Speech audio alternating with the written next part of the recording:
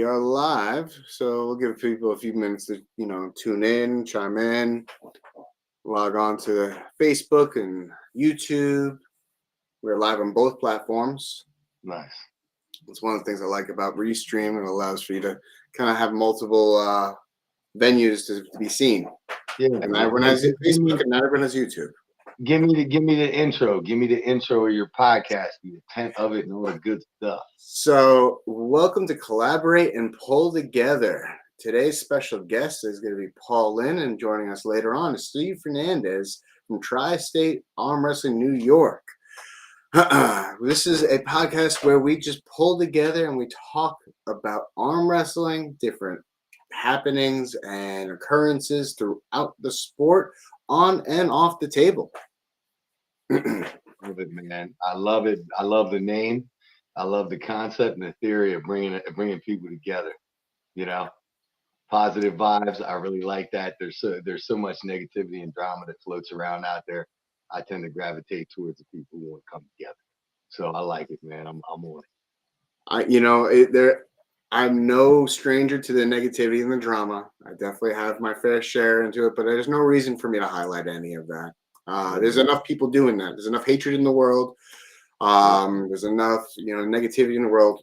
You don't need my opinion on that. I like to hone in on what's being positive and the good things that are the feel-good things, right? Things that people kind of neglect. Because everyone always says, stop and smell the roses. Well, why you got to stop and smell the roses if you can smell them all the time? Yeah. Right? Yeah, I love it, man. I love it. I don't see a whole lot of value in dwelling on the negative. We all know what's there. We all know the world ain't a perfect place. People don't always get along. People don't always see eye to eye. But that's the beauty of our civilization, that we don't have to see eye to eye all the time. But me personally, I've found it's been therapeutic in my life to keep good energy around me and focus on the positive. Because focusing on the negative only brings more negative. Absolutely. It's more liberating that way, a little more freeing, in my opinion. When you have that, you're focused on those things, on the positive things. More positive things will actually come your way. Yep. Good energy, man. We got Ivan in the chat. What's up, Ivan? Ivan's part of the New York Tri-State Armwrestling. We'll definitely talk a little bit more about that when Steve hops on. So until he hops on, I guess I'll introduce our first and special guest. This is Paul Linn. This dude has been a driving force in the sport of arm wrestling across the platform, from coast to coast, international superstar of our sport, bringing this sport to another level, in my opinion. And, on a personal level, he's helped me develop my style, my technique on a very unique way. I had the pleasure of meeting with him fairly early on in my arm wrestling career. And I got to say, the lessons you imparted upon me since then have really created a solid foundation for me. Thank you. I appreciate that. And I'm just glad to be able to help every once in a while. If you can sort through all my garbage, there might be some decent stuff depending on your style here and there. But my pleasure, man. My pleasure. And you're killing it, man. You're killing it. You have ascended very quickly, and you are taking names. So I love it. I love watching the process, especially the process of you going through your weight transition journey. Where you're transitioning through those weight classes and killing it as you go. I love it. The story itself is very motivating and inspiring. To take a niche sport like this and do what you've done with it on so many levels of your life. So hats off, man. Keep killing it. I appreciate that, man. Coming into the sport, when I first met you, it was actually at Pittston, PA, September 2020. And that was my first tournament ever. And I was sitting, I think, around 220 at that time. And I was a big boy. But was that the Tomato Festival? What's up? Was that the Tomato Festival? Yep, that was a Tomato. No, it wasn't the Tomato Festival, actually. No, it was not the Tomato Festival. It was when Urban Arm Wrestling League did it. Okay. Yep, I got you. Yep. I remember that day too. Yeah, yes, that was an epic day. And seeing you, and I was like, how do I have arms like that dude? Just find good overhead lighting and work your angles. That's it. almost there. I got a few more years. It's all camera angles and lighting, baby. That's it. So ever since then, though, you know, after actually having a brief conversation with you and a couple other arm wrestlers, I found that I can actually use the weight classes as weight loss goals. Yep. And it really helped create a better direction for me. Oh, yeah, you know, that's a common story, man. Like I've had a lot of guys on our team and such that, you know, come to our team and they get start to compete and things like that. And then they start talking about like, where can I be most competitive? And, you know, there's a lot of guys that are talking about like, man, they come right into sport and they want to cut for the amateur class. And I always say that's a mistake. Learn to arm wrestle first, unless your goal to cut is a dual goal where you actually want to improve your body composition.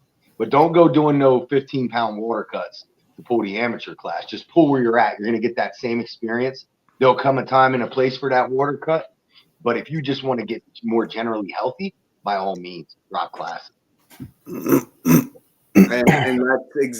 that's what you guys had given me. You guys gave me that information, that knowledge and understanding. Okay, you know, I'm still unhealthy at this heavier weight. I'm not that strong. I don't really know how to arm wrestle. So let me start losing weight and compete at a lighter weight class, learn how to arm wrestle. And if I need to gain weight again, I can do so. And that's, you know, I'm on the up and up trajectory now because I dropped all the way down to 154 last year. December I was 154. Now I'm back up to 172.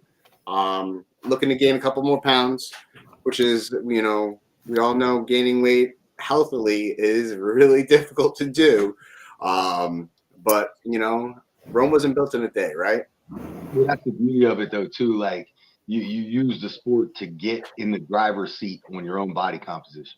So you use the sport to travel through those weight classes and then put yourself behind the steering wheel. Say, okay, now is it time to gain more weight back? Do I need to add more muscle mass?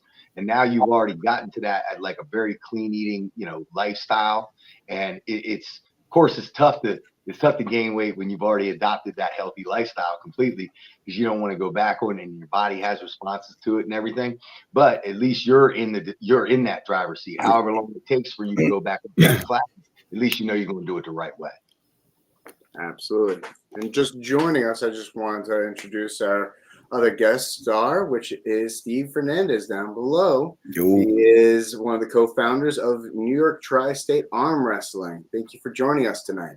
Yeah, man. Sorry for being late. I got the lady running around here. I was kind of just like, she's making food, you know, she's like, I want to grill outside. I'm like, all right, go do what you got to do. So, you know, but, you know, it is what it is. What's going on, guys? What's going on, Paul, man? You're looking fucking jacked like always, dude. No, I'm trying to gain the weight. We were just talking offline. I'm trying to get to this 232, this 105 count.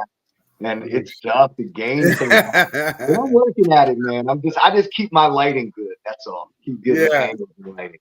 I don't know, your shoulders and everything, your chest here, bro. You're just like your diesel, dude. You look good, man. You look good. Definitely makes me feel tiny. Yeah, absolutely, bro. Absolutely. Oh, man. Speaking of cuts, man, I was just hearing what you were saying, Paul. Yeah, it's just with the water weight and everything else. I just came back from Mexico. I was 169 and I had to go down to 157.8. So I just made it, you know, and just cutting that much, man, I was depleted the Saturday morning when I weighed in, you know what I mean? And it was just, it's a lot, man, like you said, and it's just too much weight, I think, sometimes, you know, just to do that. And if it's not going to really help, you know, in the best way of, like you said, it's not going to shred you up to the most and you're just losing, you know, too much and it's just depleting you too much. It's just, I don't know if it's the right thing to, you know, maybe kind of stay in your weight, you know, I was saying. It's a cost benefit. And I think it's on an individual basis and there's a lot of variables. So like when guys talk to me about it, like, you know, we've been doing the Keystone State Championship for 7 years now. Right. And I had a lot of my local guys who have cut maybe for the amateur or semi-pro class or whatever. And usually I try and talk to them about it. Well, what does it mean to you? How much value are you putting on, you know, the chances of medaling or doing better or whatever? Right. Like, or, you know, again, is it that life goal? Does that change my body composition? Because if you're going to make a cut and you're going to drop a class, you're going to need to do it efficiently, like by losing fat and improving your total body composition. Yeah. You're not doing that in 2 weeks. You're Right. doing that in 2 months. You know what I mean? Right. So like the differentiation between a water cut and, you know, like, because there is a ton of value in it, and I made the mistake early on. I remember like my 3rd tournament in, I went up to Connecticut and pulled there was like a PAL qualifier there. And I wasn't lost in the sauce by any means. Like I wasn't really trying to accomplish anything other than to prove myself I could get to a lower weight class. So I could pull all the weight classes. And I pulled all of them. Like it was like amateur 4 weight classes, pro 4 weight classes. Like it did nothing for me other than to prove to me that I could cut the weight and then perform as well. So I kind of put a pause on those weight cuts and I circled which tournament, like, okay, a regional pro tournament or like a WAL tournament or nationals or the Arnolds. Those were the ones where I'm like, okay, let me start a couple months out and do this the right way. What were your cuts? How much were your cuts? I mean, I cut for Arnold's the 2 times that I pulled Arnold's, I cut from about 215 to 198. Yeah, so, man, that's a lot. That's a no, lot. Honestly, it wasn't bad. Like I've made 195, 198 a bunch of times, but it's again, I just don't want to do it unless there's something on the line or something I really. And I think that's for it. It's got to make sense, right? Yeah, and I mean, there's other guys too that'd be like, "Yo, hey, I wanna try this water cut out." And in a way, and there's ways to do it too. Yeah, if it's a beta test and you're just trying to like test yourself mentally and see can you do it, I think there's value in that too. But you'll learn quickly if you do it wrong that you won't perform well. Right. So, you know, you were talking about the long road to that. You know, when I first came into the sport, my first tournament was in September 2020. It wasn't until 2021, March of 2021, or I think it was March or February, the first 98 protest series that I didn't, you know, I made it all the way down from 220 to 176. And I just made it by like the skin of my teeth, just made it. And not for nothing, that was my first tournament at that weight class in an amateur division. I got first place both arms. And it was, you know, because I did the long road though, that I was able to do it. I would not be able to cut that kind of weight and expect to compete, you know, within 2 weeks. That people who do that, I think that that's just an insanity. Yeah. There are some people who do. I'm going to tell you something. I didn't go to 176 because I was going to get fucking demolished. I already knew that. You know what I mean? I knew that. So that's just number one. You know what I mean? So, and I talked to Ivan about this to make sure, you know what I mean? And he said, you know, 154, I think you do good, which I did good. You know what I mean? And I needed to wait. And I think that's kind of my weight class. I just need to keep it at that instead of going back to 168, just keep it at 165, 160 around there. And if I have to cut down 2, 3, 4 pounds, you know, to do to 154, you know, or 157, you know, the 3 pound clothing allowance, then I'll do that. You know, I think that's really where I should be at. Cause anyways, at 176, I've been 178 before. It's a lot of weight. I don't have the frame. You know what I mean? It's a lot of weight on my chest. You know what I mean? It's sometimes you don't have the frame for that. You know what I mean? It's just not, you're not built for that type of shit. You know what I mean? So you could put on more muscle, which is good and everything else, but at the same time, sometimes the frame doesn't just hold up for you. You know, it's just not it. Yeah, 100%. You couldn't be more right, because then that's part of the whole arm wrestling journey too, of like figuring out like, where do I want to go? Where can I be the most effective? How tall am I? What's my bone structure? Am I an ectomorph, an endomorph? What is it? You know, and figuring out where am I going to be the most competitive. And, you know, I talk to Artem Taranenko a lot. That's my boy. And he has a lot of contrasting opinions. And I remember we went back and forth about it one day. He said, "Oh, the only reason you're going to cut weight is because you're soft. You don't want to lose." And I'm like, well, that is, you can take that and you can spin it that way. But when you're, let's say you're 5'8", you're never going to be the super heavyweight champion. Because, like, you know, if your goal is to beat everyone in the world, because that was kind of what he's saying. My goal is to be the best left-handed arm wrestler on the planet. I'm like, okay. But we also got to be realistic with ourselves and our genetics too. So like, if you have whatever these genetic restrictions are, it comes down to a point where, like, if you got your technique to the point where it's close to where you're not going to improve it a whole lot, right? Now it comes down to either getting stronger and committing to whatever craziness that takes to get stronger at that weight class, or finding the weight class where you think you can be the most competitive, which might mean dropping weight. For some people, it might mean going up a weight class. It all really depends. Exactly. But a lot of it comes down to how can you maximize your general composition of your body to be most efficient. And the reality is there's weight classes in the sport for a reason.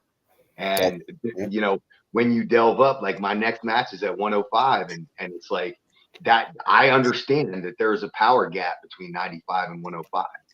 You know, I'm used to being the big 95 guy. Now I'm going to be the small 105 guy. And now we just have that test to see where is that power gap? How big is it? It doesn't hold true in every match, but as a whole, as a playing field, normally the weight classes power goes with it.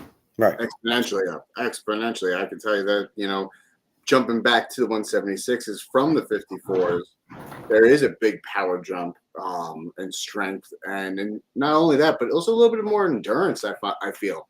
It's not, you know, like the explosiveness is still there, but like the holding and the static hold, it definitely feels different. Well, you got to think too, when you come up in weight classes, average height, average elbow to fingertip, average hand size. Yeah, absolutely. On average moves together. You're going to have the outliers, guys who have smaller hands, guys who have bigger hands. You got the weirdo 154 guy who's 6'3". But then, you know, there's only so much you can do with that height at that weight. Right. Absolutely. So we got a couple people in the chat that I wanted to shout out. We got Johnny Miller. What's up, Johnny? What's going on? Alexis Caban, who's a New Yorker guy. What's up, Alexis? Saying hi. And Steve Durock saying hi. I'm not sure who that is. Stephen Durock. What's up, man? Welcome. And then Alexis says, definitely right. I'm going to stop trying to hold down to 176 because at 185, I've been competing, I'm sure, in the 198 division. So I might as well just gain weight and gain muscle. All depends on body composition. If you can do it lean, if you can do it efficient, do it. Yeah, exactly. It's 100% true. You know, it's all depending on really, like you said, like it's just depending on your frame. You know what I mean? Because like I said, I've been up there before, and you know what I mean, even sleeping, you know, you can feel the weight on your chest. You know what I mean? It's a lot different. You know what I mean? And I'm probably going to stay at 154. You know what I mean?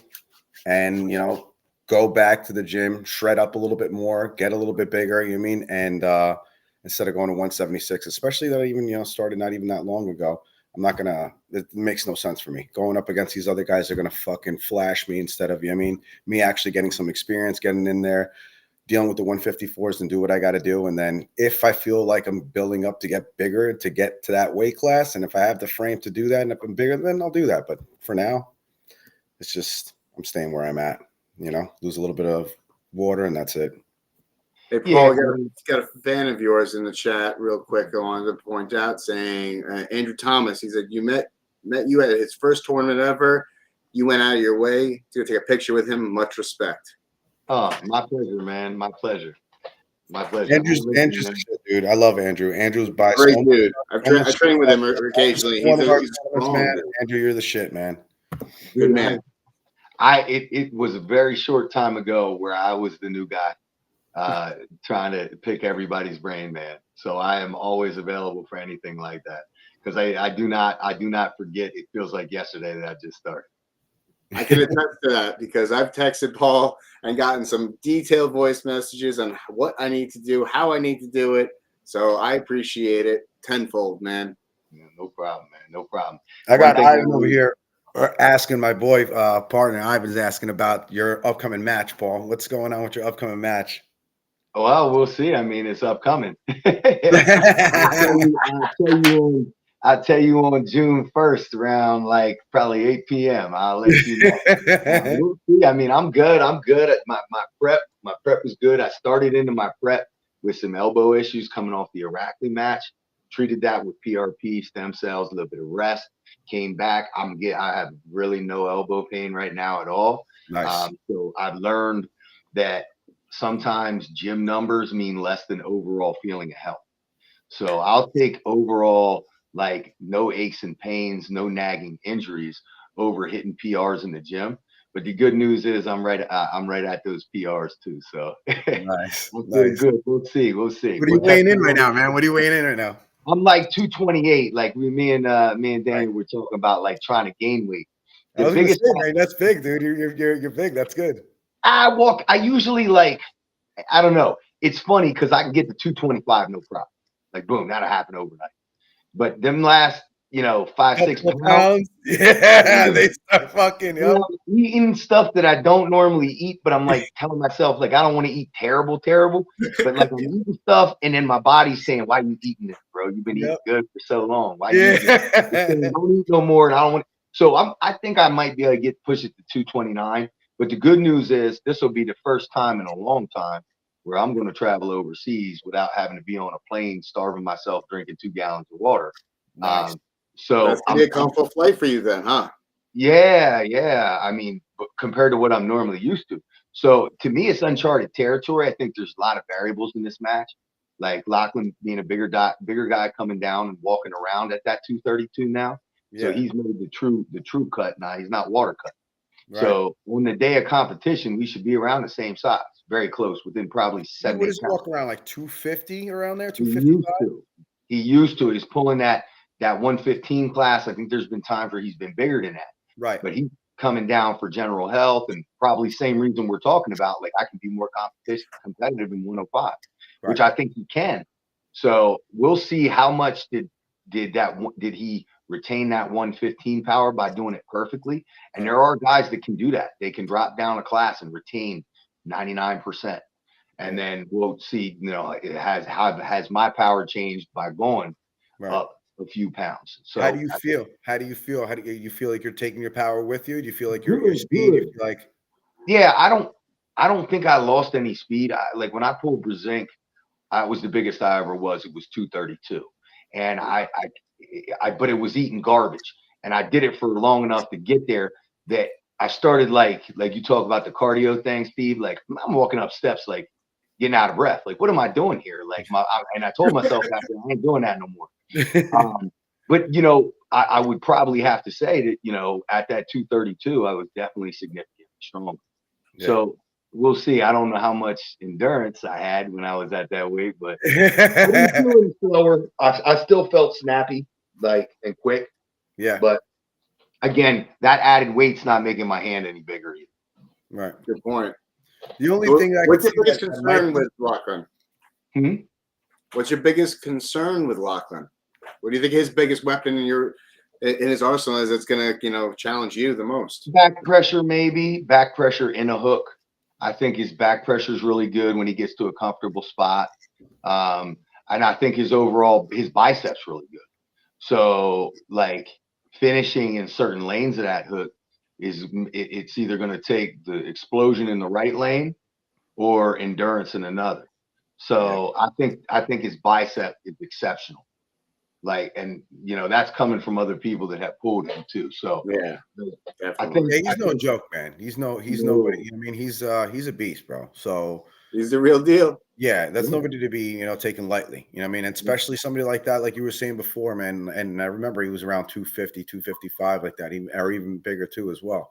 And him coming down, like you said, it's hopefully, he does bring his power with you, so he's got something on the table for you. You know what I mean? Because I know you're a fucking beast. So I'm just waiting to see what's going to happen between you and him. I can't wait for that, man. That's going to be close, man. Like if I'm being honest, and I'm saying okay, I'm taking myself out of this, and I'm due to Vegas odds making. I'm putting this as a close match. I think it's a close match. I think it's a match that can go both ways. I think it's going to require some adjustments, which might come down to it. We'll see. I mean, if that first round sticks in the middle, then it's going to come down to endurance and adjustments, which I think it has the chance of doing that. So, he's 100% the real deal. Like we were supposed to pull back in the day, maybe 3-4 years ago when he was at that higher weight. But the difference, now we're looking at who improved more during that time. He's younger than me, so his capacity to improve is there. And then it just comes down to who are you working with? Is he able to improve with the Australian? The bad news for me is you guys have seen this Rijkaard Boerman guy who he's been finishing his camp up with. The dude is an absolute savage. Yeah. And people sent me the video of this guy like after pulling with Lachlan and like just killing. Yep. And I'm like, okay, well, let's get some more information. I don't think Lachlan's weak, you know. So is this guy a weirdo? And it turns out he's a weirdo. You know what I mean? So, unfortunately for me, that's most likely has uplifted his level. So Right. when you got somebody who can apply that pressure, you're going to get stronger. Yeah. Absolutely, without a doubt. So, while we're going to come back to actually a little bit about your wellness in the sport and the wellness affecting your mindset, but I wanted to talk to Steve and talk with our audience about a tournament that just happened. We just had a great tournament. I see you wearing the shirt. Yeah. Fucking Long Island. Yep, we had an amazing strap-only tournament commemorating a legend in the sport, Jason Vale. I think it was a great tournament, a lot of fun, a lot of talent flown in from all over the place. There's, from Argentina to all the way up to Maine. We had people from everywhere, all different corners of the planet. I loved it. I enjoyed competing at it. And when Pauline comes back, I definitely want to hear his experience in pulling the strap. But Steve, talk about your experience real quick. I'll tell you, man, it was my first experience, my first tournament in the strap, and I haven't had a lot of tournaments. The only one I had before that was Winter Blast. So just to be in that type of avenue was a lot of tension, man, because I've never been there before. You know what I mean? And I think I had you, and I had Ivan next to me. He was a fucking beast, man. Always talking in my ear, telling me what I need to do and everything. So he's a blessing, man. And I also was shouting out to Aiden LeMay and Yusuf Wilson, who was also helping me out, what I needed to do, talking about my back pressure and, what I should have done, and position and everything else. So it's honestly, it was awesome, dude. It was really good. Everybody there was great. The Argentinian guys there too were great, shout out to Roger Linn. He's a fucking monster, man. He did. He's a beast. He's had a tournament at Knuckles Up, a super match at Knuckles Up, and he came in and he still did well. Still smash, bro. Still smash, man. Roger's a beast, dude. He's an animal. He trains I think he trains occasionally with Paul Linn. Yeah, he comes down a bit. So do the Argentinians. Yeah, man. He's a monster, bro. That guy is no joke. Both of them, man. Both, I think one of them is. I'm not sure if both of them were world champions, but I know one of them is. You know what I mean? Yeah, Sergio is a world champion. He's from Argentina. They're all from Argentina. Yeah. But Miguel and Sabrina have been here for like 4 years since COVID. Gotcha. So Miguel is like one of my like best and closest training partners. One of the few guys who's really like selfless and willing to like give me whatever I need in training. And I value that greatly. He's become a very close friend. They both become very close friends. I love them. Nice. And Miguel is such a versatile arm wrestler that he can do everything. He'll pull for like a savage forever. Hours, bro. He has the endurance of a god. Like I'm so jealous of it. The amount of power and how long he was putting in on the whole Vale tournament was ridiculous. And the guys that he was going up against over and over, I was like, what the fuck? Where'd this guy come from, man? Well, the crazy part, I was bragging him up about like his endurance. Like Ian Carnegie came in. Ian likes to pull that straight side pressure press stuff, and he was like, "Oh, I don't want to pull. I don't want to hurt him." I was like, "You ain't gonna hurt that guy. This guy's made of steel. You can't hurt him." And then he partially tore his bicep like the next week. I was like, "Oh no, I put it on." Oh my god! But the weird part about it is the guy has like part of his like his. I saw it. It's pulled up. Yep. And he will still dive in a hook and pull off his bicep, and he's still strong. Yep. Which is proof that if you got any attachment left, you can be strong and still compete. Yeah, man. He showed me he had a huge gap. You know what I mean? Because I don't want to say it partially tore mine or anything like that. I heard it and it did move up a little bit. I didn't hurt it that bad, but his was, you could tell the difference and the space that he had in it, and he was showing everybody over and over, and he was as strong as an ox, man. He was barreling through almost everybody. So, he was a monster. I've never seen that guy pull ever. Yeah, he pulls all the time locally, but he was, when he was in Argentina, he was their #1 overall. No shit. Yeah, he was a monster there, and he's still a monster here. Definitely is a beast to reckon with I definitely want to see him back on the big stage. I think he deserves a spot. I agree too. I think, when it comes to that international stage, I think he's, with like paperwork and all that stuff, he's kind of stuck to the United States, which I'd love to help get him to wherever he can get. But there's certain tournaments that there's no point in him qualifying for. Like, you can't go to Worlds, can't leave because that'll jeopardize everything. So it's an unfortunate situation. And Sabrina's a monster too. And I think when they first came over here, there is, whether we want to acknowledge it or not, an American cheating like thing. So like when you go over to WAF, it's closure done. They play nice, everybody's straight and flat, and everybody's real fair.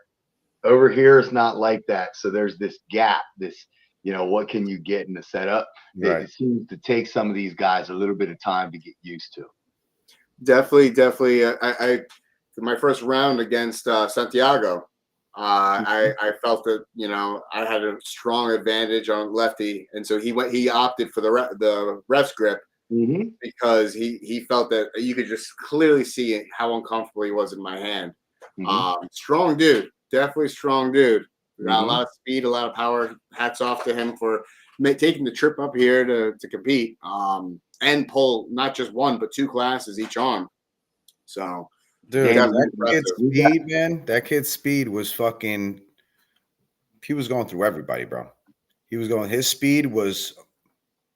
There was nobody that was there that I would say, you know what I mean? Besides, Tupper was going up against him a little bit, you know what I mean? But he was fast as fuck, man. I mean, that's what was getting everybody. You know who also went up against him and did a really good job is Derek Doble. He did a phenomenal job, man. He always finds a way to get a word. Dude, that kid, man, he's got a fucking arm, dude, and he literally cranked him. He held him back and he went. Yeah. He pulls like very unorthodox. He gets into weird spots, but like you can see he's strong in these weird spots. Yeah. He ties people up that I don't expect him to tie up, Especially the way that they were going with Santiago in the first one. And Santiago, he had him the whole time, and he was just holding him. He was just holding him in his bicep. He was holding him. I was like, just let him go, bro. I was like, because it's just, you know what I mean? And then he went, he had a second chance going up against him again.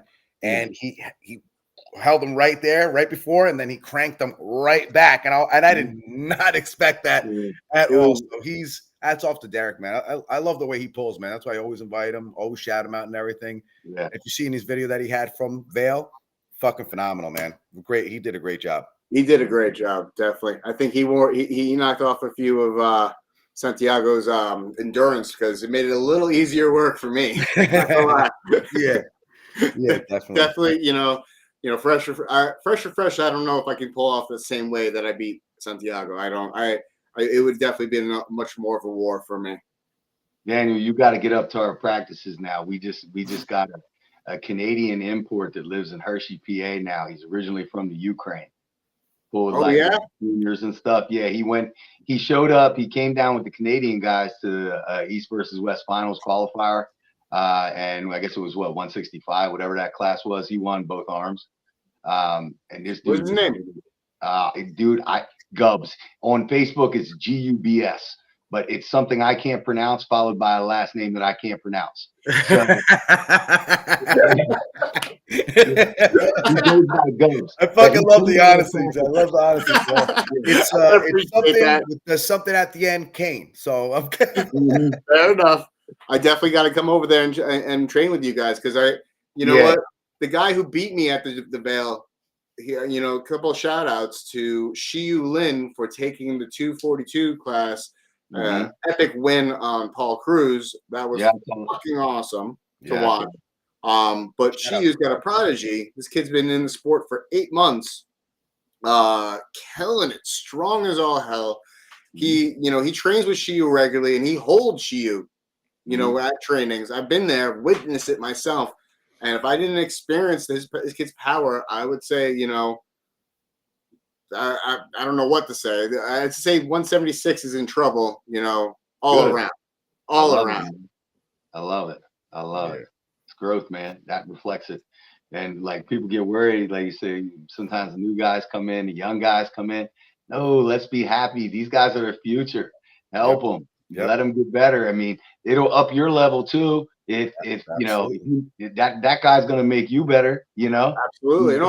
I'm going to take the trip to Brooklyn to train with him so I can learn how to be stronger enough to where I can hang with him, because I'm not a hook puller, but he's going to turn my ass into one. Or you have to take that component and say, look, I got to get this pronated back pressure to a point where I can't be turned, Exactly. Or I got to get my strap set up to the point where my pronation is locked, Yep. No, that's true, man. That's true. There was some beef, man. There was some serious fucking. You seen what was going on with Paul and like I said, and you said what was his name? Shifu Linn? Shifu Linn. I wasn't expecting it from him, man. I thought Paul had him. You know what I mean? I seen him before. I seen him actually at Knuckles Up. That's when I seen you, Dan, actually too.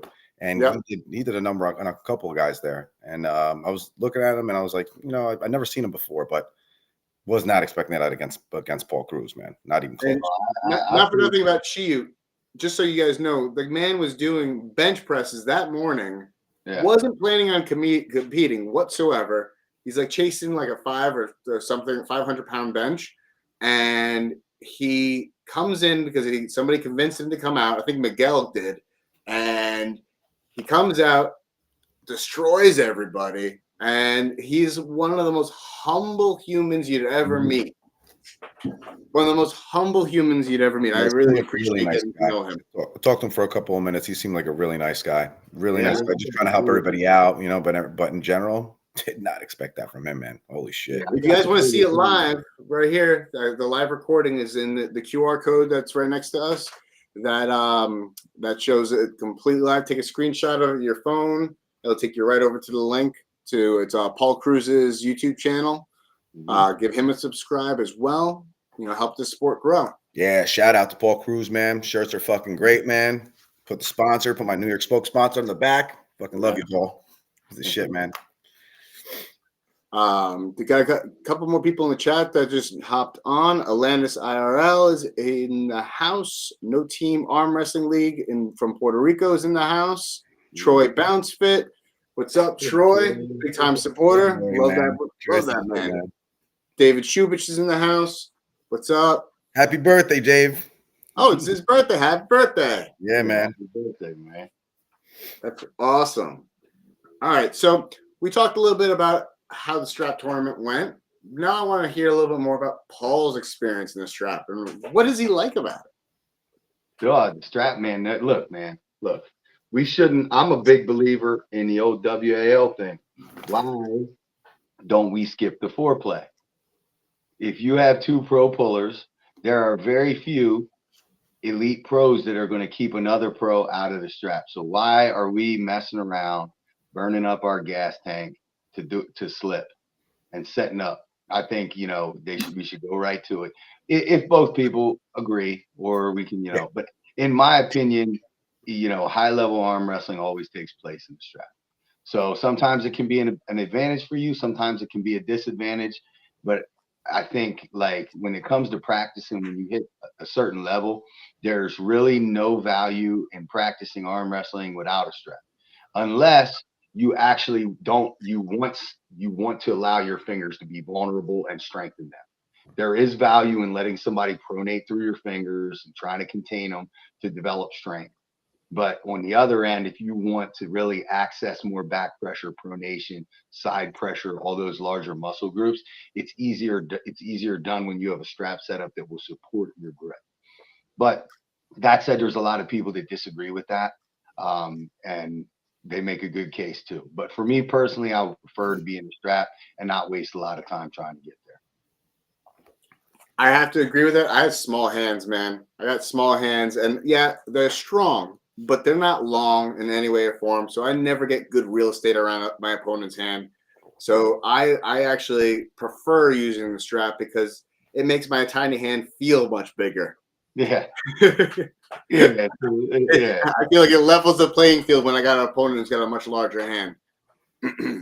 Yeah, and I mean, like you take a look when you look at like that concept, like from a perspective of a bigger guy, Marcio Barboza does not have a big hand, so Does Marcio pin people outside the strap? Sure, because his hand's immensely strong.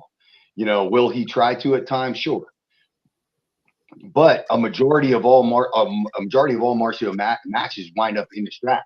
If you have a smaller hand or whatever the case may be, or you get to that level, unfortunately you will have to be able to pull in the strap. So I always try to, like, my newer guys, amateur guys, I try and get them to a point where they're focusing on their strap game early on. You know, and I think when a guy is in the amateur class and he can effectively pull in the strap, that is a huge, huge advantage, because a lot of those guys are hanging on, you know, and when you put the strap on them, they've done very little work in it. Yeah, I don't know. I'd have to say I probably haven't done too much, I mean, in or outside of the strap, but in general, if you don't have like a strong enough hand, arm, drag them down, I think it'd be a lot easier for me to pull them down. I mean, if I can't actually have a good hand on them, just be able to, you know, muscle them down with the arm. I mean, so I think the strap would be probably much better in general. Well, even when you're looking at like the perspective of top roll, a lot of people think like, you know, if you're a great top roller, why do you need the strap? The top roll changes when you put the strap on. Right. You're not necessarily you're not pulling with just this. You have 3 to 4, depending on how you look at, more anchor points, different points where you can lock in, you know. So in theory, and then you also have the setup manipulation. Like, do you want a tight strap? How do you get the tight strap? Do you want a loose strap? Do you want height? Do you want to be backed out? Do you want to be sunk in? How far do you want it back on your wrist? Yeah. It's, to me, that's where the next level of the martial art, Devin could, he associates arm wrestling to like a martial art. I don't know if I completely agree with that, but I feel like the art of it really comes a lot of times majority before the go. Yeah. Just want to take a moment to shout out Jared Vale for helping put on the tournament to commemorate Jason Vale. Thank you so much for everything that you did for the tournament. And, you know, for those who don't know, it is a cash tournament, and these are some seriously nice cash prizes. So next year, please make sure you make it out this way. You know, Jared Vale is very generous. You know, another gentleman that shouted him out was Mark Mensch, guy from Florida. Amazing dude. He's highlighting Flow Arm Combat. Check those guys out. But again, thank you so much, Jared, for everything. So, other than the Jason Vale tournament that just happened, Paul, did you have any other tournaments or any events that happened recently that you would want to highlight, and anybody's performance that was like, whoa, that needs to be spoken about? So, tournaments, we had, let me think. Now, you hit me with that. Now I'm drawing a blank. But there was stuff that, what recently happened? I mean, like I said, we had, the one that I went to and watched live was obviously the East versus West final, the qualifier. There was a bunch of standout things that happened there. Ali Hamadaya beating Artem left hand was big. Andre Sharp, like, dominating Jerome Loud was huge. Getting to meet Wilton Dilly, big super heavyweight that dominated that class. I'm trying to think what happened after that, if there were any like real notable moments. I seen the Shark, man. The Shark, I remember last was the last Knuckles Up, not this one, the last Knuckles Up before that. He was a beast, man. He's a monster, bro. He's in serious shape, man, the Shark. Yeah, I mean, and I he pulled Adam Wierzinski, and I would never, and I actually made a bet. We were in Vegas at the Vitacell thing. We're all watching it. Devin, Travis, everybody who was there, all ton of arm wrestlers, Sarah, and I'm betting with who was I betting with? Devin, I think. Or not, I was betting with Devin, and I was betting with Brad Grundy, and Brad Grundy took Adam. I'm like, man, I would love to take Adam because I want him to win, but he's not winning. Boy, he didn't just win, he just dominated. I was like, whoa. I was pretty good betting that night. I think I was the only one I lost.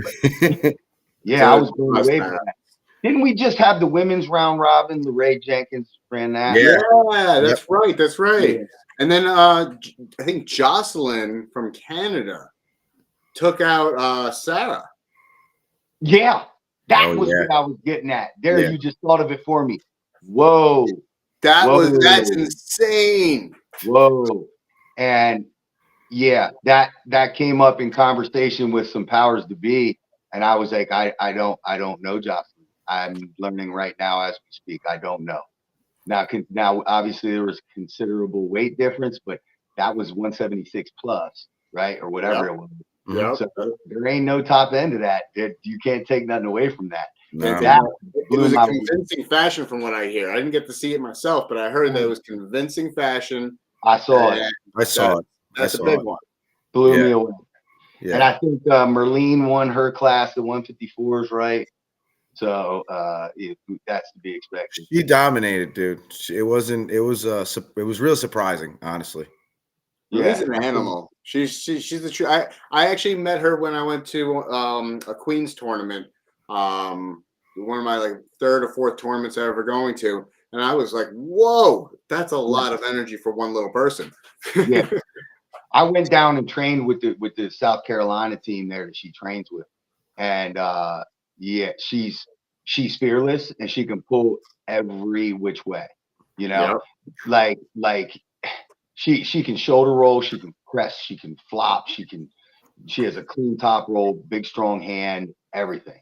So super impressive. She's originally a New York girl. No shit. Yep, she's originally from New York. She was one of Mike Solaris' students in high school. That's when she started arm wrestling. No shit. A lot of people don't know that. On for years, though, huh? Yeah, she got a lot of years, but she was off and on, kids and life and everything. Right. She got a good story, good energy. I can't help but root for her. Nice, man. Nice. So just to change things up a little bit in topics and subjects, because one of the reasons that I like to collaborate and pull together is different walks of life get attracted from this sport, right? Different people and personalities. So I wanted to give a little bit of a highlight to Paul's eclectic background in sports in general. Can you tell us like a little bit more about your overall background in sports and then what got you into arm wrestling and your journey up to now? That he's a fucking monster and he's a fucking beast. Yeah. How did the monster get created? I'll give you the quickest, fastest, rambling version of it. I had a challenging upbringing. Dad went to jail when I was 6 years old and wound up living with grandma, mom off and on. So I tried to keep my hands full and they tried to keep me busy with sports. That was my outlet. So I played everything. I did everything when I was young. Loved basketball, baseball. I found football. I wrestled. I found football. And I was like, okay, this is what I really like the most. And it wasn't until high school till I started committing. But I was always into weight training and, the fight sports and, boxing, just anything physical as a kid. And when I found football, I'm like, okay, not only do I got this physical aspect here, but I got a team sport. So when I got to high school, I committed fully to that. Never had any expectations out of it, but wound up getting the opportunity, a couple offers out of high school, and got to play at the college level. Did pretty okay there. Wound up getting the opportunity to play overseas afterwards. And then I came back and had during the time I was going and competing overseas, I finished my master's up in exercise physiology and kinesiology. And when I came back and decided, hey, this has got to be done with the football thing, I had a little identity crisis. So I went right into coaching. And I coached at the local high school where I was finishing my grad work up, Bloomsburg High. And then I came straight back to my alma mater. And this will be, I believe, my 18th or 19th year there running strength program and coaching linebackers. So I did that strength program thing. And I'm in here, cussing these kids out and motivating them, competing with them, trying to squat more than them when I'm 35 years old. And I, the competitive juices were still there, but I was getting it vicariously through Friday night competition where I wasn't able to play myself. So Game of Arms came around and I saw Mike Solaris and some of these other guys. I'm like, ain't no way these guys are that strong. So I went and looked up a local tournament run by Tom Simcoe. It was a fundraiser tournament in Pittston. And I showed up at that Nitro tournament and I pulled the novice class, 199 plus, won that, both arms. And then I jumped into pros in 199 plus. And I lost to Joe Gochi in my first tournament. And I lost to Bill Runkle. And I beat Mike Runkle. And I messed my shoulder up and I had a crossroads there. Like that's part of where my labrum issues started because I didn't know what I was doing at all. It was just going sideways and hitting hard like 100 miles an hour and over hitting everything. So then I went to Winter Blast a couple months later. I still hadn't practiced yet. And I won that amateur class and I got linked up with Tim Bresnan and Ron Klemba. Came up to get a table and had my first real practice and drove home with my forearms on the steering wheel because I was dead. I did that the next 4 weeks. I drove 6 hours to Connecticut to train with those guys. And at that point, there was no looking back. It was my wife was kind enough to bless all of this and say, do whatever you want on Saturday. Nice.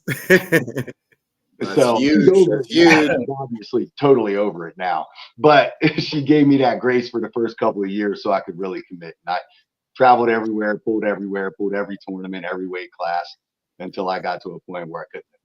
So what age did you start? 35. And how old are you now? I'll be 43 in 2 weeks. Nice, man. Good for you. Nice. Very nice. So there's hope for me yet then, huh? Oh, dude, there's plenty of time. I plan on being, I feel like if I'm 43, I got good 15 years left. I talked to Hutchings. You know, Hutchings is approaching like 60.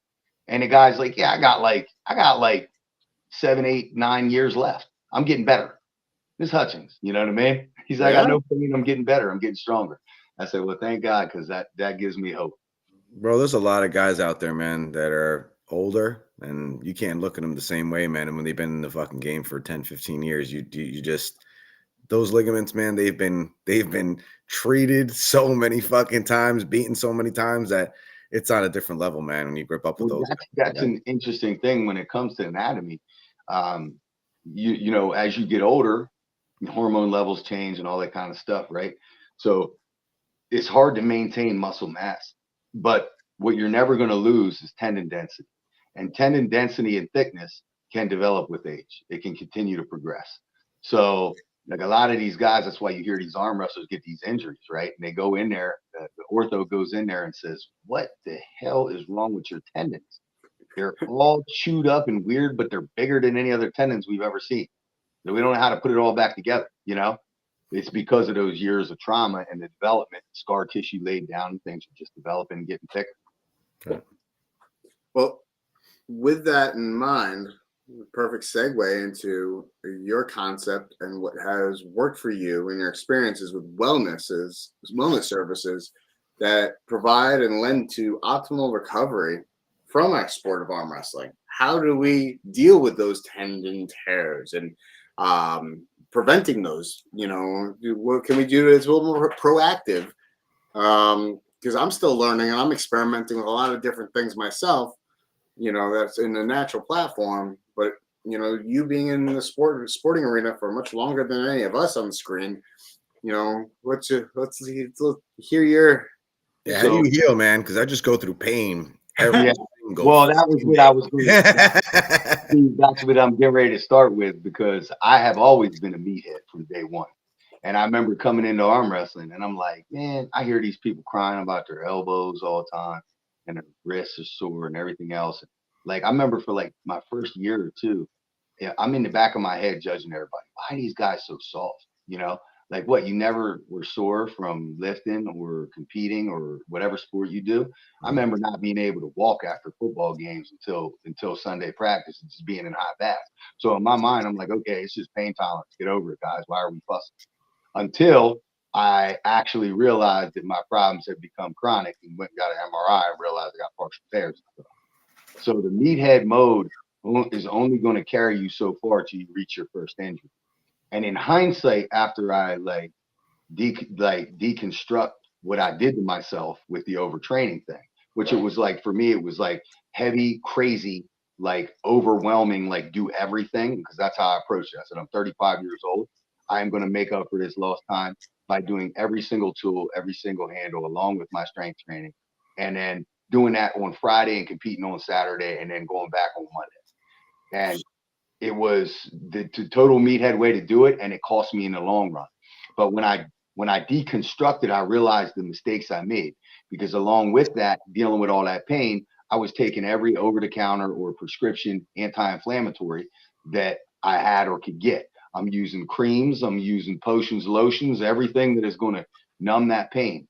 And in doing so, I'm flushing out all that inflammation every week, every day, and keeping that inflammation out. You're not letting those low blood flow tendons and ligaments have the opportunity to heal. So I created my own injuries, not because of one traumatic thing, but because of overuse and improper rehab.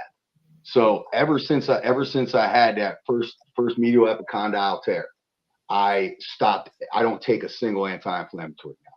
Nothing herbal, nothing. Just deal with it. You know what I mean? And since doing that, I've noticed that when I was taking all that anti-inflammatory stuff, my pain is less now. Now, sometimes I'll get something that's pseudo-chronic, but the way I dealt with, you talk about like the wellness aspect, I'm a big believer in PRP, mainly for the elbow joint, inner, outer, like medial and lateral epicondylitis. I'm batting 1,000 with that. I have done it 3 times now. And as long as you follow that protocol and you still have an attachment in your tendon, I highly recommend.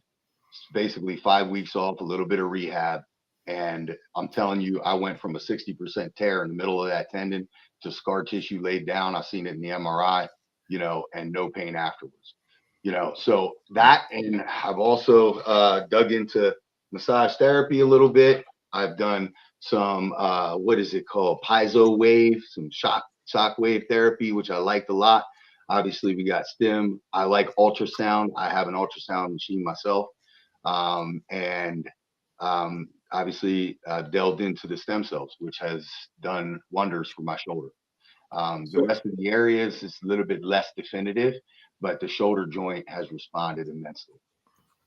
So I don't know if you've seen it, but I take advantage of something called pressurized medical cryotherapy.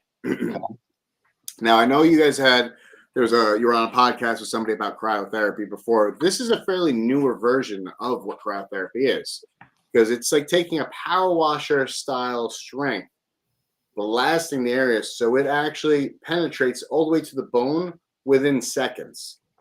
Okay. So it's a rapid cool down. It's not like a slow progressive cool down. It's a rapid cool down of the area, which, after doing a little bit of my own research on it, it actually helps generate more collagen in that joint. And lends to a more. How many times you done it? Probably about a dozen times over the course of a year and a half, 2 years. You see immediate response, or you have to get a couple treatments? My very first time, I felt immediately better.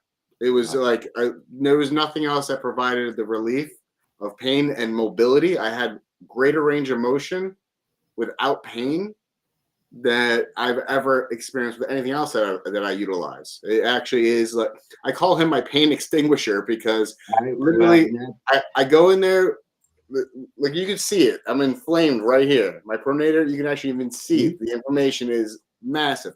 I'll go there and he shrivels it down back to normal size instantly.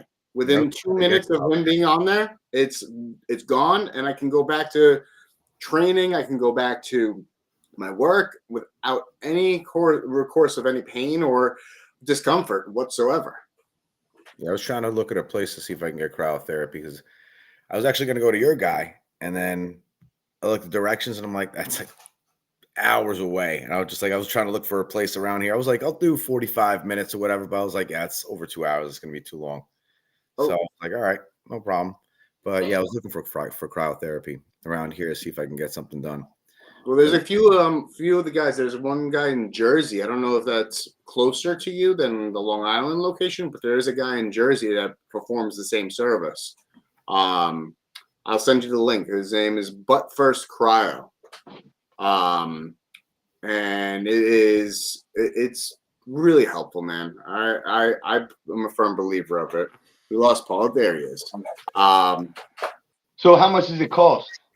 So here's the cool thing. It's only $60 per body part that you do. So it's not that expensive. But the other cool thing is it's soon going to be completely covered by insurance. All insurance.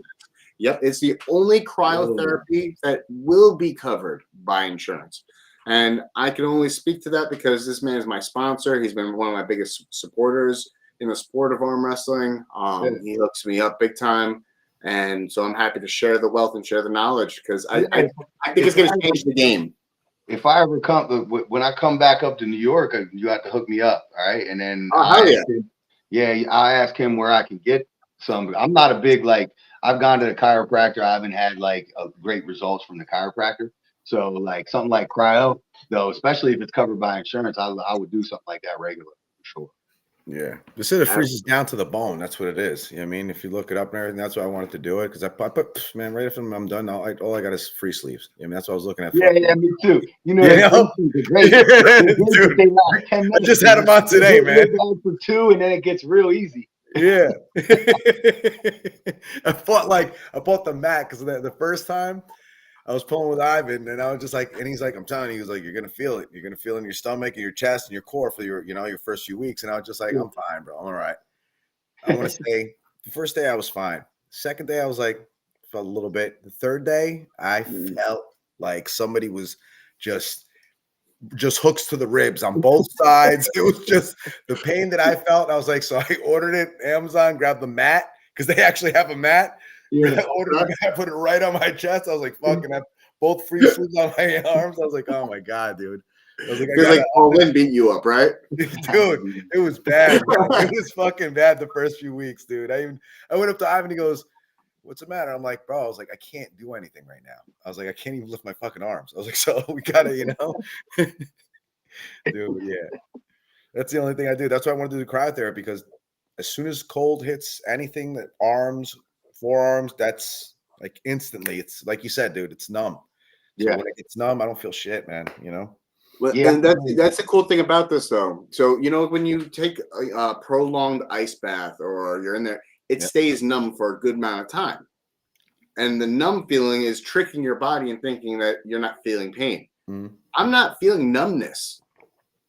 I only feel numbness during the time that he cooled it off. And then moments later, I feel the blood flowing. Fresh blood is in there because it's pressure. It's pressurized. So it's pushing all that inflammation away from the area and all the pain away from the area to have fresh blood, flush it in, and bring in pretty much all the other healing properties that you need instantaneously. I've dabbled with the hot cold therapy. I got a couple different heat sleeves too. I got one from my Bulgarian buddy, one of Sasho's training partners, and then I have another sleeve. It's called a boa sleeve, and they work. Both of them work off of the portable battery packs that you would charge your phone with. Dude, believe it or not, the free sleeve, you can heat that up too. Yeah, you can put in the microwave. Yeah, I got weird about doing it. I did it, and then I went to my doctor, and I was like, I was putting all the things. They're like, don't do that. I was like, why not? They're like, your inflammation and everything on your fucking ligaments, you're putting heat to it. Don't do that. I was just like, oh no shit. That's the thing that I'm battling with, in my head with the inflammation. I do want the inflammation because I want the healing, but I don't want the pain. So if cryo can drive out the pain and allow me to train, but I can keep that inflammation. I want the inflammation. I want them healing properties in those low blood flow areas. But I also want to be able to function like a normal human being too. You know what I mean? That's what got me into the hot cold thing. Free sleeve, then the heat sleeve, then a little ice, then the heat sleeve. Mm-hmm. So I don't know. I think I got relief from it, but I don't know what the long-term effect is too. You know what I mean? Yeah. Well, it's definitely not something. Contrast bathing is not something you want to be doing too often and too much, because that's pretty much what it is you're talking about. As a massage therapist, it's something that I actually get asked about a lot because I treat a lot of people, a lot of athletes, and a lot of no-fault people who say, "Oh yeah, I heard about this contrast bathing. I do it all the time by doing this." And I'm like, "Well, you got to slow it down a little bit because you're weakening and destroying essentially the blood vessels, the The lining of your blood vessels get weakened because you mess with the integrity by expanding and contracting it at a very quick rate. So what is the general thought on that then? Don't do it ever, don't do it a lot. What is it? Don't do it a lot. Do it with moderation, just like with everything else that's good and beneficial to our bodies. Like if we do a lot of it, it's good. It can cause harm. It can have a reverse effect. Like for instance, many people who are watching, they sit there and they'll ice themselves for 30, 40 minutes, not realizing that they're causing themselves more harm. And on the other end of that spectrum, they're applying heat for 30, 40 minutes. Same issue. You end up actually having the inverse or reverse effect that you're looking for, and you're weakening the blood vessel walls, and you're actually causing more damage to those areas. Yeah, so that's what I need. That's what I need the clarity on too. Like, well, how much is too much? How frequent is too frequent? Now, I don't do this all the time. It's usually when I'm having some stuff that's like debilitating. If I don't have anything debilitating, I'm not doing nothing. Like zero. Yeah, it's only when it becomes chronic or debilitating that I try and treat it. I go to see my cryotherapy guy pretty much after a heavy duty training. Okay. After 5-6 weeks of heavy duty training, you see now him like 2 times a week, from what I see, bro. I see your fucking videos every fucking other fucking day, man. As soon as you're done, it makes me like that. I'm reposting things because I want to see him grow. I want to see other people take advantage of it. No, it's good, man. I like it. That's honestly the reason why I wanted to do it, because I seen the fucking video posted up. When you look at the bigger, like I'm not like a holistic person, really. Like I believe in modern medicine, I believe, like I'm not living some, totally herbal life or anything like that. But I am very interested in non-surgical options, like non-intervention, like we non-invasive stuff. You can't help but take a look at kind of how our health system's set up, and there's a lot of weird stuff, and I know that there are a lot of natural or not FDA regulated or accepted things out there that can potentially help you avoid invasive surgery. And I'm very interested in knowing all of these things, because I feel like every time I go to a doctor, because I don't go unless it's bad. And then when I go there, surgery, you can't do what you're doing. Stop doing it. And I'm like, I told you when I walked in here, I'm probably not going to listen to you at all. So don't tell me what I can't do, and don't expect me to listen to you.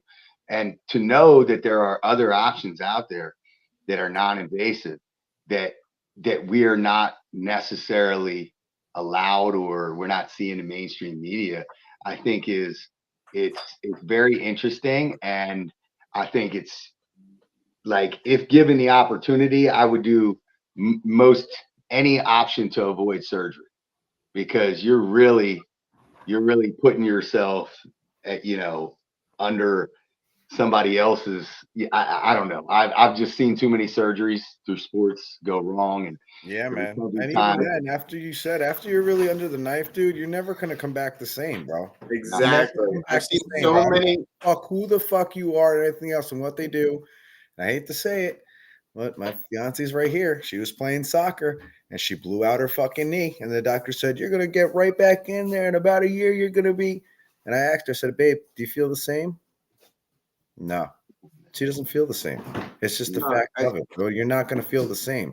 Some of these guys go out there, they want to play the same like the way they were, or they want to go back in there. You're never going to, it's not going to be the same. You're not going to have the same what you were before. I mean, it sucks, but Well, I mean, you look at the truth is, like, when you get surgery, you're literally causing new trauma to that area, right? Yeah. So more trauma to that area. More trauma to the area, new trauma. So not only are you having to heal from that trauma, but you're hoping that whatever they did was done correctly enough so that you can be strong again in that same motion. So your body is going to be confused in certain regards. I've been doing this for 13 years as a massage therapist. I've seen it, a lot of it, and surgery gets put on the table way too quickly, in my opinion. It's the money, dude. It's the money. We all know why. That's all. That's the first thing they look at. Be like, "Oh my God, is that a blown? I think we need to fucking make some money. I mean, put you. Yeah. And let's be serious, man. If you're a person who comes in there with no insurance money, that changes your diagnosis too. Yep. You know what I mean? That Oh, yeah. changes things. When people know the insurance is it's just the way the system works. And It's it's sad, but that's just where we are. It's big business in general. The lovely And you corruption gotta of our system. But at the end of the day, we can do and we can find whatever we want to find. I think it's crazy that PRP is not even it is just now being accepted by insurance. And you have to go through a whole battery of stuff where you can go to a wellness clinic and get it done right away. You go through 4 appointments because if they're going to give you that prescription for PRP, they're going to write that down. You got to go get an X-ray, an MRI, a consultation, and then a final follow-up. You got to give them 4 appointments on your insurance before you can save $350. Dude, you go to Mexico, you can get whatever, whenever, whatever. I mean, anything. I mean, I got a pharmacy. I just came back from Rio Palace in Mexico. Okay. Let me tell you something. I needed amoxicillin when I was here. All right. Didn't have insurance at the time. So I needed amoxicillin. I wanted to go to the fucking pharmacy. I couldn't get it. They were like, no, you have to go to the doctor. They fill a prescription, because you need amoxicillin to prescribe. I said, okay, all right, whatever. I go to Mexico. I bought 3 boxes. Yep. No problem. Yep. The other thing was that she wanted some skin shit for her face or whatever my girl wanted. I don't even know what it was. I look it up. It was, I don't know, 50 for some, I don't even know how, I think it was like 1.8 ounces. I go to Mexico. It was $13, bro. Yeah. Double the size. Yeah. I said, I want to see the same name as this. She's like, look, babe, I'm sitting there going, get 5 boxes because I'm not buying that shit when we go back to the US.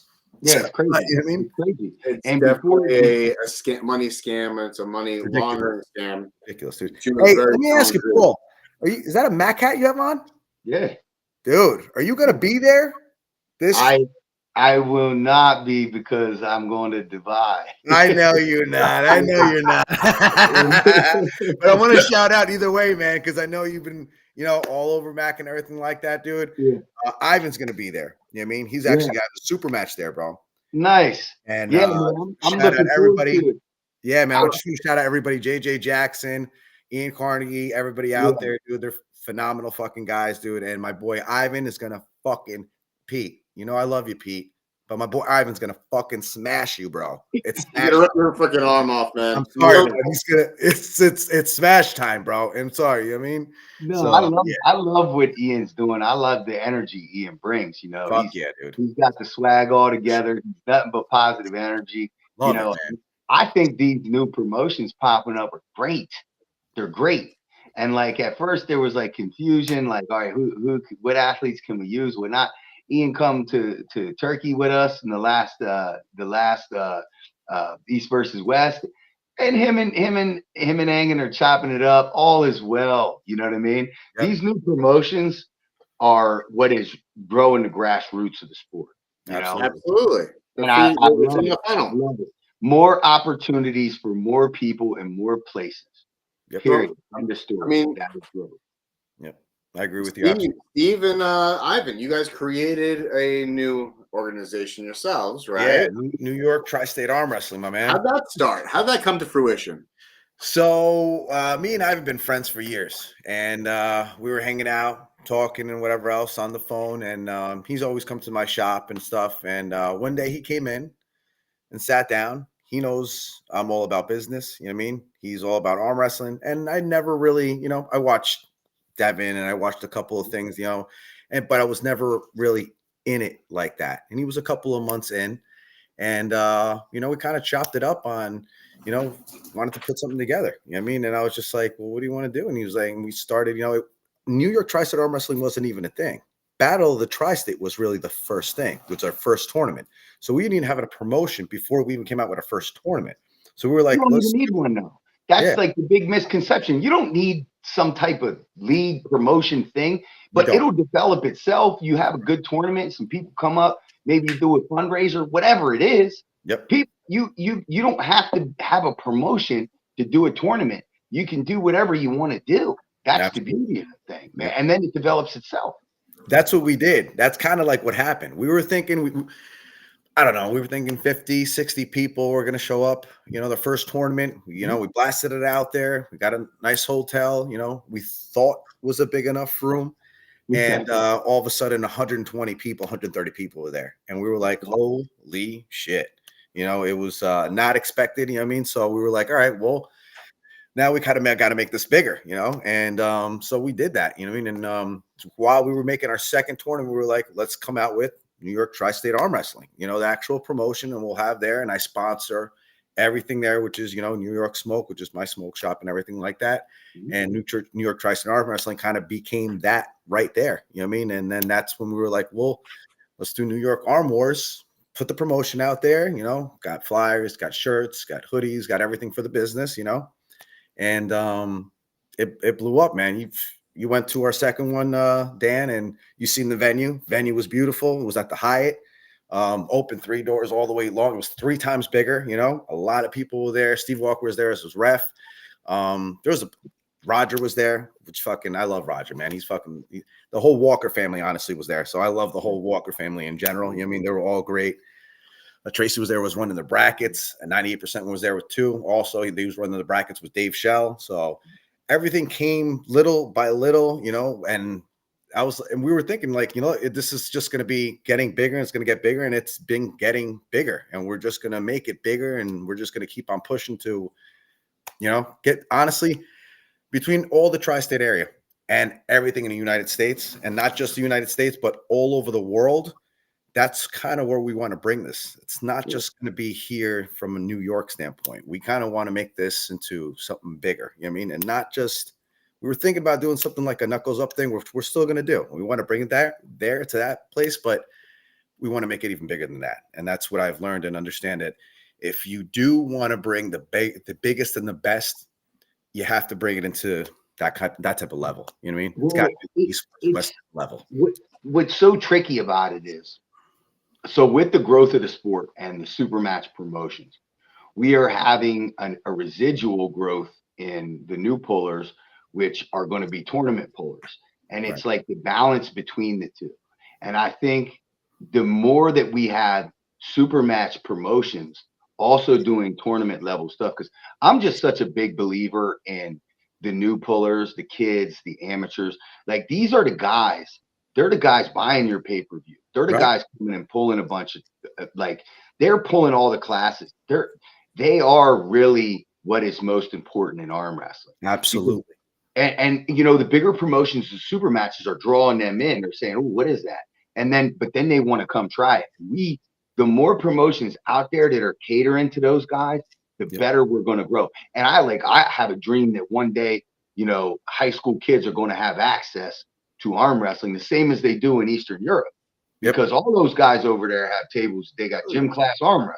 You know what I mean? That's their sport. That's their sport. That's what they're using. People get paid across. We are the only around here that we're not getting paid the way they're getting paid. Arm wrestlers are getting paid in Dubai, over in Hungary, all over the world. So just like you said, it's so I was thinking about it, like, even on a deeper level, we were talking about it. So like when you're a kid growing up in America, you see baseball, basketball, football. You see like the main sports, and we are blessed in this country to have all kinds of avenues to either get your education paid for, or if you're really elite, be paid money to play a sport. So because of that, we're not interested in sports that aren't going to pay us, because if we're freak athletes and we're genetically gifted, the world and society says, go get that scholarship, go get that money. Over there, they don't have American football. They might have basketball, they might have, soccer, whatever, like there's certain things, but their access to be professional athletes is much lower. But some of those countries that absolutely love the strength sports have a love and a recognition for anyone who competes at WAF, and they'll government subsidize you, or they'll pay you for medaling. So now these guys at a young age are like, ooh, that could be my job.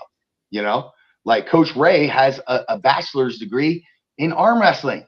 He's not even a thing, but over there it is. He's got a bachelor's in arm wrestling. I didn't know that. Yeah, well, but it's taken seriously, man. And that's the way it should be taken. Is it seriously, because it's a serious sport, man. These guys, you can get hurt. You can break your arm. You can tear your bicep. You can tear your shoulder off. This is not some rinky-dinky thing that people, you're just pulling. You have no idea what it is until you're in it. You know what I mean? Yep. People, that's to have the misconception in their head that, that, oh, well, I can do it. You can do it, and you can break your fucking arm while you're doing it. You know what I mean? Yeah. Because you have no idea what you're doing, And you can do it to whichever level you want to do. That's the beauty of it. Right. And like in this country, you can do it as a hobby. You can do it for like just to have your own community, whatever your goal is.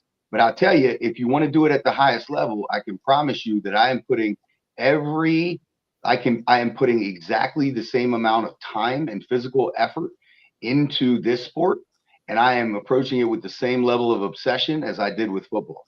And that's what it requires. If I want to stay at this level or improve, it's going to require me finding a way to do more too. Right. So like that, it can be that to be at that level, it requires that. So it's the same as dedication, that focus, determination, and the willingness to do it all. Yeah. And you embody all of that. I put Paul Linn's Facebook link right there. Sorry if you get all these funky requests from you watching us. Look how sick that picture is, dude. Look how sick that fucking picture is, Paul. I had to use the picture twice, man, because I'm going to show it again in a few minutes. But that picture is amazing. I think Artem got that one. That was the East versus West thing. That's so sick, dude. That is amazing. And you got to keep pushing. And with that in mind, we have a couple of events that are coming up in the next couple of weeks that I wanted to take a moment to highlight. Coming up in June 1st is my very own barbecue in that light. And very similar to what created this podcast. This is my 4th installment of this barbecue that I'm doing. If you please go ahead and follow it. Sponsored by New York Tri-State, as well as a local always local construction company helping me out with this big time. And actually, I might have another sponsor coming in tomorrow. So please scan that. Find out more information about the matches that we got going on. We got some challenge matches, giving some opportunities to people from Puerto Rico. I'm going to go into all detail of that next week. We have a raffle, which is going to be a little different this year because this raffle is valued between $50 to $1,200 in wellness services. And they're very inexpensive. $10 gets you 15 tickets. And then also we're going to have some food from Linn, Puerto Rican food, and bringing the barbecue. Remember I told you, bringing the smoked, yep, you guys are bringing the smoked pulled pork. And then we got Troy Bounce Fit that is actually loaning us a giant water slide for the kids. Yeah, he's doing the same thing for us at Keystones. Troy's a man, bro. We have a bounce house. Troy, thank you so much, man. Yeah. You are the man. This man is a great individual. Please follow him, Troy Bounce Fit, on Instagram. This man loves arm wrestling. He loves promoting arm wrestling. He loves helping all people within our community in ways that you never thought imaginable. Follow this man because he's going to be a big time promoter in this sport. Great human being too. Yeah, he really is, man. He's a really nice good guy. arm wrestler too. Don't sell him short. The dude. I was going to say that, man. Troy's a fucking. He's going to be a problem, dude. He just got into us not too long ago. He's going to be a fucking problem in the future, bro. Oh yeah, the amount of energy fucking Troy has, bro. If he throws that all into fucking arm wrestling, he's going to be a fucking problem in the future, dude. Hell yeah, he definitely is. Now, one of the benefits that I'm going to go in a little more detail next week about, but one of the benefits is actually going to be for Connecticut's state championship arm wrestling, which is also a benefit for the Turtle Man. Danny DeMichael was an arm wrestler that unfortunately got his life taken from him a little too early due to a drunk driving car accident. So this tournament is actually benefiting his entire family. All the proceeds from this tournament are going to go straight to his family. So one of my portion of my raffles are going to be going towards this as well. Please scan this QR code. This is happening up in Connecticut, June 1st. If you really love arm wrestling and you want a whole day full of it, you can hit up that tournament, drive down 2.5, 3 hours, and come to my barbecue because I start it much later in the afternoon, going to the late hours of the night. So please give this man a follow. Nick Stone is running the show there. Follow that dude. He's a monster of the Northeast. Super heavyweights, beware, because Nick Stone's coming for you all. Yeah, man. Nick's got a tournament, actually. He's got actually a super match coming up soon, too. I think he's going to Canada. He's going up this 6'8", huge fucking guy. But Rick Heidelberg. Yeah, I think so. Yeah, he's going to be. I think that's a rematch. They pulled it last year's East versus West qualifier. Oh, no shit. Yeah, that's. How'd he do? Yeah, I think Rick won. It was very unexpected. It was like a weird circumstance. The way it kind of played out, he got to a stuck point because I had Nick as the favorite to win the whole thing. Right. And I honestly threw the whole tournament off. Threw it all off. No shit. Yeah, I was gonna say because I seen Nick pull, man. He's a beast, man. He's an absolute fucking monster, dude. Yes. So definitely tune into Nick Stone's Facebook page as well, because he's been rolling out a lot of fun in his YouTube channel. A lot of fun YouTube shorts and short films. This guy's a beast, but he's hysterical behind the camera as well. He's quite the comedian. Dude, he's like a big teddy bear, if you know. He really is. He really is. One of the nicest, quietest guys you've ever met. He's such a nice guy, man, Nick, honestly. Mm-hmm. The following week, we got Keystone Nationals. The picture is so good, I had to use it twice, Paul. Man. So this is a great, big PA State Championship. Keystone State. This is one of the biggest, if not the biggest, tournaments in the Northeast region. I happen to love this tournament. Unfortunately, I'm not going to be able to make it to this one this year, but I am happy to support and promote this guy. You're fucking missing out, Dan. I'll fucking be there. Tri-State fucking arm wrestling will fucking be there. We will fucking be there. There you go. Hey, we're not. Yeah, this thing has been going on for a minute, and like you said, Steve, we did our first iteration of it, and we grossly underestimated how many people. And we packed this small bar, and it was like overflowing, and it went forever. It was horrible, but it was great, but also horrible. So we then moved it to an outdoor venue. So we are at the mercy of the weather at times. So, but the idea is it's kind of like a festival type approach. Like bring your pop-up, bring a grill, bring a cooler. We'll have a couple food trucks and stuff. Bring the kids, bring the family. We'll have a bounce house, and we're gonna highlight the kids. We've had growing kids classes, and they always steal the show. So I did a funny video with my buddy Chris Warren, like a don't do drugs, like 80s thing. And I stepped way outside my comfort zone doing that. So guys, I saw it, dude. I saw it, man. I loved it. It was great. It was great, Paul. It was funny. My wife loved it. She thought it was great. And she was tickled by it. My wife, I showed my wife. She didn't even know I did it. It was out on Facebook for like 2 days. I said, "Look at this dummy who did this video," and she was like, "Is that you?" She was like, "Who are you? Who did I marry?" That's great. I love that. Yeah, it is a great tournament, guys. Bring the family, bring the friends. I didn't even know you could bring a pop-up tent. I'm about to bring my pop-up tent, man. Shit. Yeah, we're gonna basically make sure it's sturdy. I gotta warn you. I gotta make it. I have to say, the last year when I went, I brought up my own pop-up tent, and the wind took mine away. No shit. We're at the mercy of it. We get these carnival tents. We get a couple of these carnival tents, and we do all of the arm wrestling underneath that. Most people bring their pop-ups. We're in between basically 2 baseball fields. We're out in a big open field, and people just park their cars around. It has that festival feel to it. But we are up in the ante a little bit. We've done it under WAL in the past. This year, we're going to bring Chance Shaw and/or his partner up for the Challenger Series, who is going to be taking at least one competitor who stands out from that, and is going to invite them to have a match under his promotion. So we're doing a few little things here and there to try and continue to expand. But, it's good. I enjoy it less from like the perspective of like, let's have this, craziest, toughest tournament in the world. But I enjoy it from the aspect of seeing the new pullers and the heavy, deep amateur classes.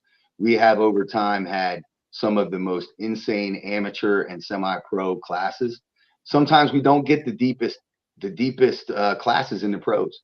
We always have a lot of good guys from the Northeast show up, but I'm totally okay with that because, you know, when we started, like when I started and I grabbed my first tournament or whatever, I was just like, man, we need to do our best to take care of the amateurs because that was what I was just pulling at the time. And I know that when I was going to a tournament, I'm bringing $300 for entry fees, you know, like these are the guys that are funding the thing, you know, they're keeping you in the green. So they need to be taken care of. And I love nothing more than seeing them 20, 30 man amateur classes and those newcomer classes. And the kids. Are they still doing the state battle thing? Because you know whoever takes home. Because I know some years that the first few years I went, they did like a state battle. The Triple Crown, or the team? No. Like they did a point system. Whichever state got the most points, they would go home with a trophy of some sort. You know, and they get to take home the trophy, right? Absolutely. Yep. Absolutely. Yeah, we, you know, and I'm even open to ideas like, you know, as the thing's growing, it may, you know, as arm wrestling grows, maybe it doesn't need to be a state to state. Maybe it can be a team to team. I don't know. We can morph that in future iterations. Yeah, but we'll keep that state thing going for sure. Because we're in such a centralized location where we're getting pullers from, you know, 6, 7 states. So it only makes sense to do that because arm wrestling is such an individual sport. How much better is anything when you're doing stuff together, you know? Absolutely. So listen, if you guys got teams, even if you got team rivalries, you know, in your local neighborhood towns, come together, pull together, take out the next state. I know New York State, you know, there's a lot of pullers, a lot of new pullers. Please go represent Long Island, represent New York, represent so we could take it from PA, from New Jersey. I think New Jersey won it last year. New Jersey, yeah, right. It was New Jersey that won it last year. I think one year New York did win it. I think it was my first year there. Yeah, I remember because I think Bisman had the trophy, didn't he? Yep. Yeah. So I want New York to get it back. So come on, guys, let's get New Yorkers out there. Yeah, if New York got like all those international pullers to show up, nobody would stand a chance. You know what I mean? If you get all the guys that are showing up now, and then guys like She and you know, and this new guy you're talking about, you got the Georgians up there. Like New York is loaded. Nobody even knows. Yeah. We just got to organize a little bit better. That's all. They can't wait. Yeah, organize a little bit better. And then really good. So for the end of next month, just like you know, if PA didn't have enough fun to begin with Keystones, you know, it's decides to do another showstopper event and have its own nationals. And I don't think I've seen a nationals on the East Coast. Yeah, Nuway nationals are a smaller one, but this seems to be like a pretty big thing. Tell us more about it, Paul. Well, look, man, you know, I'll tell you, like I was at the beginning of the end of what we would consider true nationals. I got to compete in 2016 in South Carolina in AAA nationals. At that point, we had AAA, USAF. There was like 3 different nationals, which I guess gave you a triple crown or whatever. So in between the time when I started and now, there was like a unification and then a divide, and now we still have USAF because USAF is the way to qualify for WAF. And now we have IFA, you know, which is the way, you know, you have the IFA nationals who will qualify for you for IFA worlds.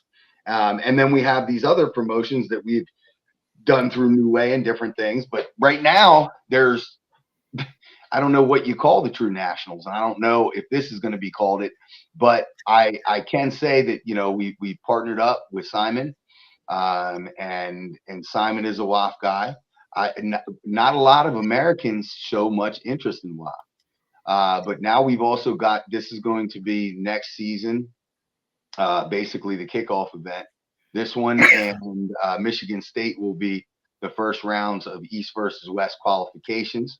So because East versus West is a WAF affiliate, like it only makes sense that, hey, if you're going to go win a national title, first and second place will also qualify you for East versus West final. So we got that going on. This is new uncharted territory for me. I like Simon. I've known him for quite some time. but I have never been to USAF Nationals. And because like you said, we've never had it on the East Coast. I think it's awesome because a lot of guys have not had that opportunity without getting a flight. And over the past 5 years, not a lot of people have cared about it. But we'll see what the turnout is like. I'm hoping for a good one. And I hope, we actually get some new pullers that are actually interested in competing on that WAF team and going that route. And if not, and you don't want to compete at WAF, for whatever reason, that's totally fine too. Come qualify for East versus West or just come for a good time.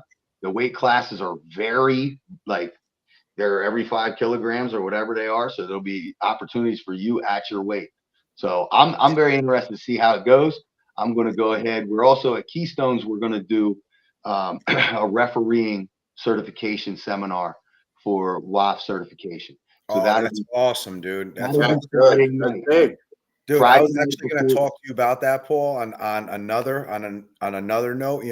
After this and everything else, if we can, couple things I actually talk to you about, especially we're talking about WAF right now, and you said certification with ref and everything else. So, and we're kind of, me and Ivan, we're talking about that too. And it's just being on the big stage. The biggest stage that you could be on is going to be East versus West, right? Yeah. So, and IFA and everything else, that's out there is great, and that's what we're running out of the rules and everything else, and regulations and refs and everything else. It's just that if you want to be on the big stage, you have to have WAF. Yeah, man, it's tricky. And you know what? I'm not a proponent one way or another of WAF. I don't have a dog in that fight. You know what I mean? Right. And honestly, morally, I don't love like USAF is United States ability. That's our federation to get to WAF if you so choose. Right. I don't plan on doing that. East versus West falls under the Turkish Federation, so they have to adhere to WAF. I don't like all the stuff that's going on between IFA and WAF, and I don't like how there is banning and things like that. I am not a fan of that at all, personally. Right. But again, when you have an established organization that's been there and they're doing what they're doing, it is what it is. Yeah. So we got to play ball or whatever. But there is absolutely nothing wrong with IFA. Right. And to be honest with you, depending on how my career had gone, the IFAs happening in the United States, I would definitely do that. Are you kidding me? I don't have to go out of the country to go and, to compete at a world level. So I think it's awesome what they're doing for sure. But yeah, I don't, even the politics that go behind getting a reffing certification, you can get trained as a ref. Man, I have enough experience as a ref that I should be able to qualify as a master ref. I just don't have that official certification. So I'm going to go and get it the Friday on Keystone. I'm going to start the process. Then you have a process of you have to down ref so much, you have to up ref, you have to ref and fine, you have to earn it. So there'll be a process, and hopefully I'll do some reffing at Keystones, and then I'll go and ref at Nationals, and I'll get some of that certification stuff done. So I think that's crucial, man. That's amazing. Yeah, that's great that you're gonna have that certification there, man, for refs. We were just talking about this with Ivan. I want to say probably yesterday. So you're you literally bringing this out right now. It's like a fucking blessing. It's pretty much we're going there. We already know what we're gonna do. To me, well, first off, let me just preface this: reffing is the worst job on planet Earth. It is horrible. I wouldn't take $100 an hour for that. I have to. I'm doing so much that I'll do it for free because there's no way. It's terrible. It's thankless. But if you're going to do it, I guess you might as well be certified. Yeah. I hate reffing. Anytime someone asks me to ref, I'm like, really? No. Can you ask him? It's horrible. It's horrible, and it's horrible when I know, because I know that a guy is horrendously cheating. You know what I mean? How about when all right, this guy is totally raping this other guy in the setup, but he's doing it within the rules, and you're looking at the other guy are you going to do something back? And they don't do it, and I'm just right. Get me out of here. You know what I mean? No, that happened to me in the straps, man, because that was my first time in the straps. So I'm sitting there and I was going put your hand up, put your hand higher, Put your so I'm sitting there like this. The problem was that I was sitting there like this, you know, so I was almost dumping, you know what I mean? Instead of putting my hand up, you know what I mean? So as soon and I wasn't even rising, it was almost like, and then afterwards he told me, he goes, as soon as you put your hand up as high as possible, he's gonna bring his hand down with yours. So just don't even, I was like, all right. So I sat there and I felt so much more comfortable. And the ref looked at me and he actually looked at me and went, like, that's what you were supposed to do. It's torture. And I'm such a dork that, like, after every one of these weird matches happens, I feel like I have to go talk to the other person, like, yo, you could have done this and this. I've gotten that conversation out of you before. I've received one of those conversations. I can attest to that. I can't help myself. It's terrible. That's so funny. Oh man, it's been real, guys. I love it. So please follow these guys. Their links are going to be down below in the description. These guys are changing a lot of different things in the sport of arm wrestling. Paul Linn's been around for a little bit, but he's been making big waves and helping further this sport. Steve Fernandez is a new and upcoming promoter that he really has this positive energy that is contagious. Thanks. And I'm grateful and honored to have these two gentlemen on my screen tonight. I look forward to seeing where the sport goes. I look forward to being a part of whatever you guys do. If you guys need anything from me, you know where to reach me. Next week, we're going to be covering all about the barbecue. It's going to be just all the details wrapped up into one. We're going to spend the whole entire time talking about it. We're going to be talking about the matches. We might even bring some of the athletes on the screen if they're available to jump on, just to kind of highlight them. There's some people coming from Puerto Rico. There's some guys coming from Florida. You know, so we got some people coming from far and wide to support this. And I, for one, am grateful because it's happening in my own backyard, literally. You know, I'm building a deck as we speak so that I can have a proper, you know, platform for these people who are expending their hard-earned money. I'm bringing a their TV time. so we can watch Paul while we're at the barbecue, bro. You know, that's exactly what we're gonna do, dude. We're gonna have. I have a big screen TV. Well, not a really big screen. Maybe a 42-inch screen TV that I plan on hooking up to the internet so we can watch Paul smash him like nothing else. I'll bring a little extra energy for you guys. Oh yeah! There you go. You get to feel it coming straight from Long Island, man. Wish you the best of luck, Paul. Have safe travels. Make sure you get some sleep. Don't overeat. Don't succumb to the need of junk food, man. He's good, dude. He looks like a fucking beast, man. You're gonna be fine, Paul, man. Can't wait for the match, bro. You're gonna be fucking. Oh, dude, I can't wait, man. It's gonna be great. It's gonna be really good. Hey, Steve, it was good to finally meet you virtually face to face, man. Thanks. Keep up doing what you're doing. And Daniel, keep the podcast going, man. Keep spreading that positive energy. Pull together, man. Let's talk about man. It's all about pulling together. Yes, sir. Let's get a flex for the end.